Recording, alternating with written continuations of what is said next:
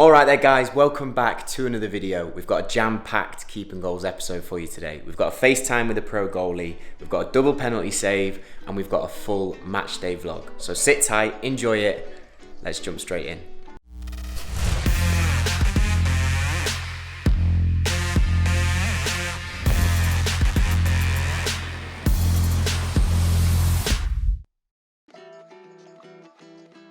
So, we're just back from a little walk around Peterborough, me and Frankie. Karlstad this week. Now, Karlstad is a little bit of a trek from Peterborough. This is probably one of our biggest away days of the year. Karlstad, a very good team, last year finished third in the league. They've only got 2 draws so far, 1 more point than we have at this point in time. So both teams are still looking for that first win. Going to be an intense game. Hopefully we can get the better of them. It is 1:06 on Saturday right now. We are not playing until 23 hours and 54 minutes time at 1 PM on Sunday. But we're going to be leaving very, very soon.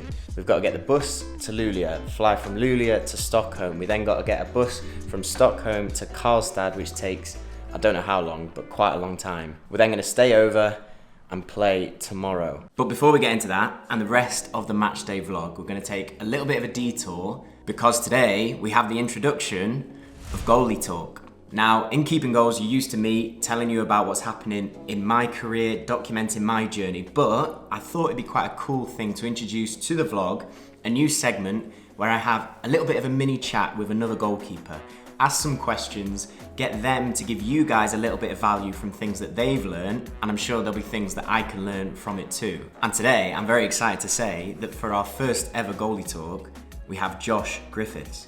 West Bromwich Albion goalkeeper, only 20 years old, already won League 2 in his first loan with Cheltenham Town, had another loan with Lincoln City in League 1, been called up to England under 21s, so in a very short career, already producing at a very, very high level. And alongside all of that, he even watches the vlogs. Hiya Josh, thank you for jumping on. No, I'm honoured, mate. Thank you for having me on. No, not at all. Still only 20. West Brom, you've had a year on loan at Cheltenham, where the first loan you end up winning League 2. a year on loan at Lincoln, call up to England under 21s. Injuries, how have you found the first 2 years in senior football, league football so far? Yeah, it's been a real eye-opener, sort of. Obviously you touched on my injury now, I can sit back and sort of reflect on the last 2 years, but as you know, football, things move so quickly. But yeah, touching on Cheltenham, it was an amazing year. The winners' medal, we played Man City in the FA Cup on telly. It was like I was sort of stepping into the unknown, going to League 2 on my first loan. No one really sort of knew of me. I was the young lad in goal for Cheltenham. So yeah, it was a great positive year. And then Lincoln again, completely different style of play. It was sort of total football. Michael Appleton's massive on playing out from the back. And yeah, the team struggled at times this year. We had some great results, some bad results, as you know, in football. Amazing experience for me playing in front of fans. Yeah. West Brom kind of coming up and through. In that environment, you're starting to develop as a keeper, technically, physically, growing into it. How was your mindset? How was your feeling going into stepping away from that almost comfort zone and that bubble that you've been used to and taking your first loan move, which is always daunting when you go out for the first time into men's football to play?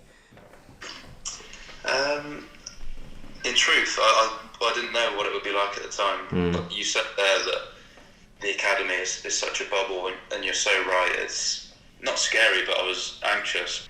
And now looking back, I was like, it was a massive step. At the time, you're so young and sort of carefree, and I backed myself as a goalie, and you just sort of crack on, and the season's done before you know it. Yeah, you're never ready. Like there's never a point in your head where you think, right, I'm going to do this, I'm going to go and smash it. Like whether you're playing football league, whether you're playing abroad, whether you're playing at your under 18s, whether you're playing Sunday league, I think there's always going to be that feeling of anxiousness, like you say, and nervousness. But I think the bravery is accepting that and still stepping forward and grabbing the opportunity for it to go and play Man City in the FA Cup.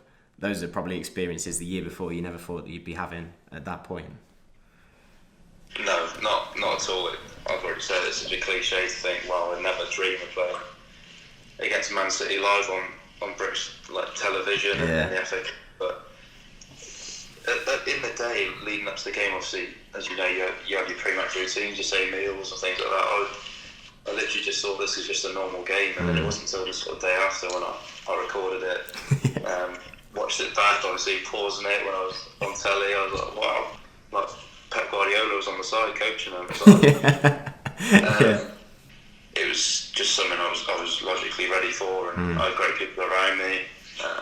I'm sure there were points that you were just in flow in that game, and you had to almost pinch yourself sometimes and go, oh yeah, actually I'm playing these guys, or I'm playing in the FA Cup, but then you're straight back into it because it's another game of football and you just enjoy playing, whether that's against City or whether that's against an under 23s. It's just instinct, like you say. All you focus on is keeping the ball out of the net and passing it to teammates. That sounds simple, but it's a pretty good summary of what we have to do. Obviously there's mental pressures, but that's all I'm thinking about is trying to save a shot. The difficult thing with the injury that happened in February, how do you go about that in your head when you've had the first 2 seasons of almost professional men's football, performing week in, week out, to then suddenly having an injury which kind of has to stop you in your tracks? You have to deal with it mentally and then find a way to actually keep moving forward and progressing with it. Yeah, it's tough. I won't lie, obviously. I had great people around me, but you go from, I was playing Chef Wednesday on the Saturday and I had my scan the Tuesday, and it was like, all right, that's my season done. So I've set little goals every now and again. So the first one was to obviously have the surgery and then to be walking. But it's just, for me, an injury is you've got to find aspects that you want to improve on. So obviously I couldn't put any weight through my ankle, so it gave me a great opportunity to do all my seated upper body exercises, circuits, things like that. So I've just sort of tried to find something that I need to work on, which there always is, and make a positive out of a negative. Again, that's so easy to say. I've had loads of questions from people asking, like, what can I do when I'm injured? How do I get back quick enough?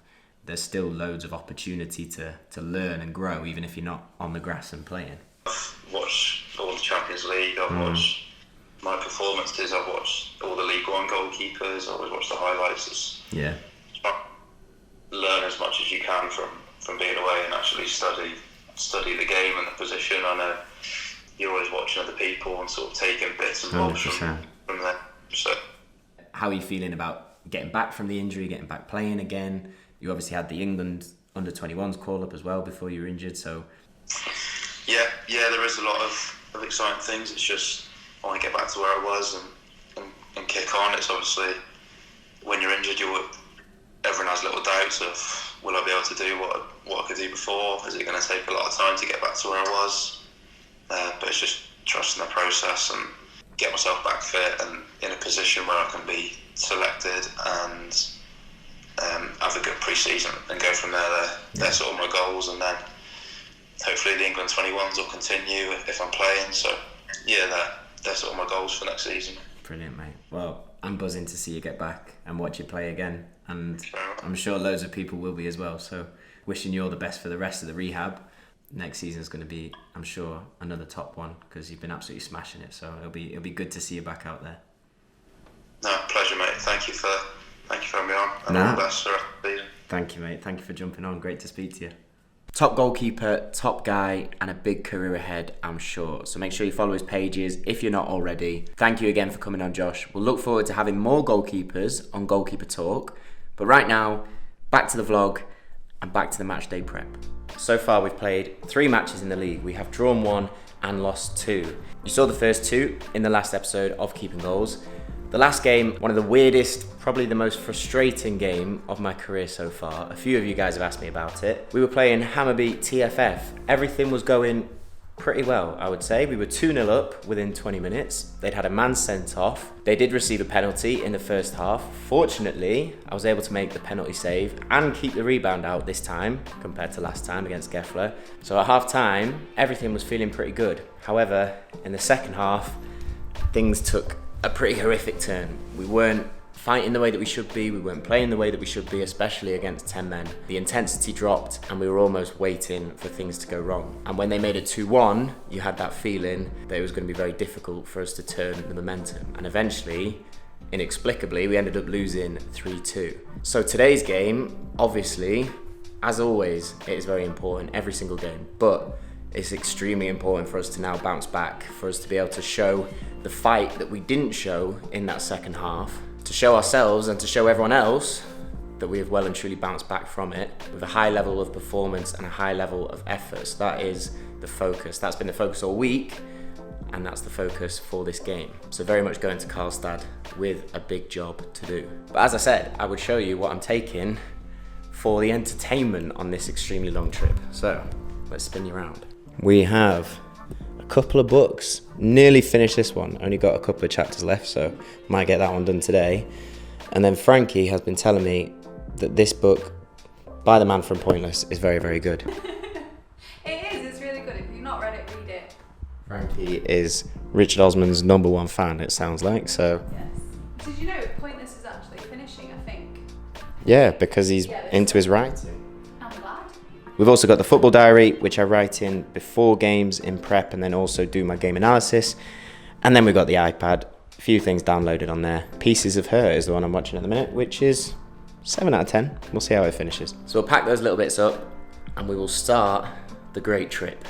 Let's get it going. Come on. Big game, big weekend. Let's go smash it. You up for it, Franks? I'm buzzing! Let's go.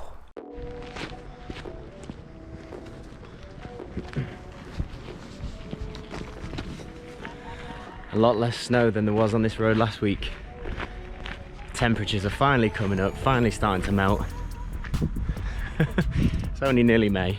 The one thing that is horrible when it does start to melt here is you have all the grit and all the dust and the sand which they put down to stop people slipping on the ice. They're pretty good at clearing it away fast, but you do have a week or so of it being everywhere. Shoes, floors, horrible. Off to the ground now, grab some stuff, get everything in the kit bags and jump on the bus. Let's go.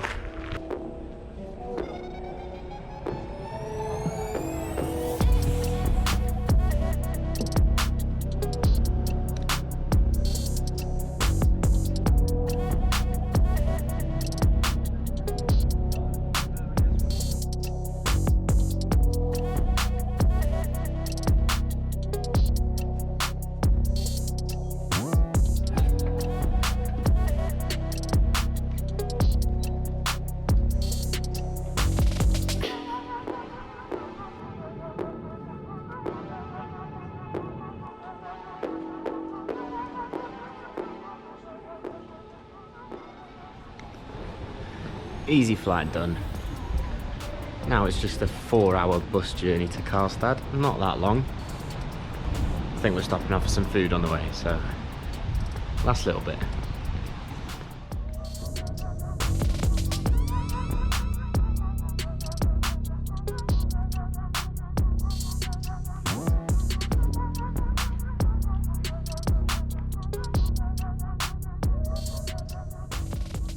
Finally at the hotel.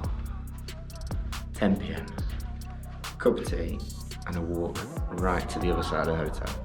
But time to get the head down, get some sleep. Ready for game day tomorrow. Come on. Good morning. Game day. Beautiful and sunny. I like Karlstad. Last time we were here, we stayed at the same place. Really nice river, really nice town. So it's always nice coming here. But up nice and early. Ready for game day. Gonna be a tough game. Karlstad, very good team. We remember that from last year. Both of us looking to get our first wins. Gonna be competitive. Away from home, always difficult. Just gotta be solid, nice and clean, communicate. But most of all, just looking forward to playing, looking forward to being back out there. So let's go. Got breakfast this morning, then we've got a little bit of a walk with the team, then a team meeting, and then we'll be heading on the bus, little trip down the road to the ground. Let's go get some brekkie. Come on, game day, gotta love it. Let's go.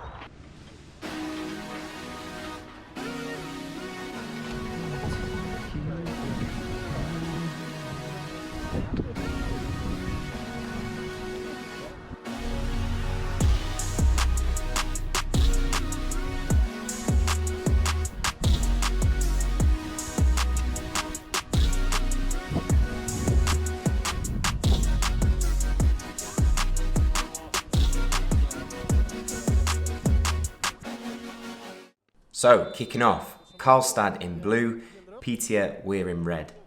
Early attack from Karlstad down that side. Dangerous kind of cross in, flat. Pleased with how I was able to hold it. It was very, very windy. They were very direct early on. As you can see from this corner, ball was moving all over the place. So it was a good confidence boost to get my hands on that cross early doors. Cross from James out wide, all the way across to Henke, wing back to wing back, but good block to stop it going on target. Another cross in from wide, just missed out from getting a touch on it. Probably could have moved my feet a little bit sharper to make sure that I got a touch or a punch, but fortunately out for a goal kick. Bit of build-up play around their box. Phil Stankovic from centre-back, really nice clip ball in. Unfortunately, no one there. Build up down the opposite side, played in. Good shot from their playmaker. He was a good player. I knew he was left-footed. There were bodies in the way, so I had to look round it, but able to get a strong hand out to keep it out. Great ball from Sebe, releasing James down that side. Another good cross. Ville, ball was just a little bit too high for him. Even start. Free kick, trying to get my wall set up, but they played it quickly. Fortunately, I was ready, defenders were ready. They got a good block in, and it was an easy pick-up in the end. Good free kick from Freddie. Header from Mackie down. Unfortunately, not able to get enough on it to turn it in. And that was the first half, really. Moving into the second half, we had the wind a little bit more with us this time, but still, build up down their side. As you can see, a lot of crosses. Got a touch onto this one. Maybe could have got a bit more distance on the punch, but touched it down to Freddie, who was able to clear. Clearance from their keeper. James comes from the header. They win the second ball and build up down the right-hand side. We're all shifted across, not able to deal with that pass. All the cross comes all the way across to their wing-back, and he almost scuffs it through bodies. Really, really frustrating goal. I couldn't see the ball clearly with the two players going out to block. I was trying to get a good sight of it. I knew that he wasn't entirely comfortable on his left foot, but he's hit a kind of scuffy strike that's gone right in the bottom corner. Very, very frustrating seeing as we'd started the game well with good intensity. But it's so important after you concede that you concentrate, because often they get another chance straight away, which is what happened here. Shot on the angle, managed to get down well, got a strong hand to it, parry it wide. Clearance from their keeper. Again, misjudged the ball slightly. We're a bit all over the place after that first goal. Cuts inside, cross. James gets a touch on it, which is going in towards the goal, but I managed to get my foot out, make the block, make the save. You've got to be ready for the own goals as well as the normal goals. Good build-up with Freddie and Sia. Great pass through from Freddie. Ville not able to keep it down. Again, nice feet from Sia. Brilliant turn from Ruben. Plays Freddie through. Just a little bit too long. Defender managed to get the block in. But we were building back into the game. Pressure from them playing short. We win the ball back. Glory does a great job. Henke plays Glory in. And again, looking for the cross, looking to fill the box. But even if it doesn't work out the first time, brilliant tenacity from Glory, winning it back. Another cross in. And a good finish from Fred to make it 1-1. Great play from Glory and a brilliant finish from Freddie. Just what we needed to get back into the game. So 1-1, opening up. Good ball from their centre-back, but we've not defended that well enough, and we're very, very lucky that the striker put that over the bar. Again, more build-up, more crosses, coming to take this one this time. Assess the situation, assess the picture, but decide to hold and build out from the back. Another cross in, not able to stop the cross, and an absolute killer in the 86th minute. Free man in the box, gets time to take a touch, and a very, very good finish, to be fair to him. So frustrating, back across me, got a fingertip to it, but it's so difficult to get that power down, especially when it's curling away from you. Shot on the angle, solid pickup, looking to start a counter-attack. 89th minute, we need to get the ball up the pitch, we need to try and get that equaliser. Half volley out wide to Gustav, does a great job spinning on it, and then brilliant speed to blast away down the wing. Just couldn't get the cross in, and it was out for a corner. 90th minute, I'm up for the corner. Unfortunately, it doesn't get past the first man, but I was in that zone if it did. But not to be, unfortunately. 92nd minute, everyone up the pitch. I'm trying to cover the space behind my defenders. I know everyone's very, very high, So I know that's where the danger is. So I'm trying to play a little bit more of a sweeper role, coming and clearing, which I did. Could have got a bit more on that maybe, but decided to play it short. And unfortunately, Henke just plays the blind pass straight to their striker, 2v1. And an absolute killer in the 92nd minute. Good finish, to be fair, 1v1. Lifted it high, but something that we probably should have been able to deal with a little bit better. When everyone's pushed up the pitch, when we're looking for an equaliser. Again, like the Honinger game, another goal right at the end where we've not been set and secure. Not a 3-1 game, but unfortunately that was the result, and it was another defeat.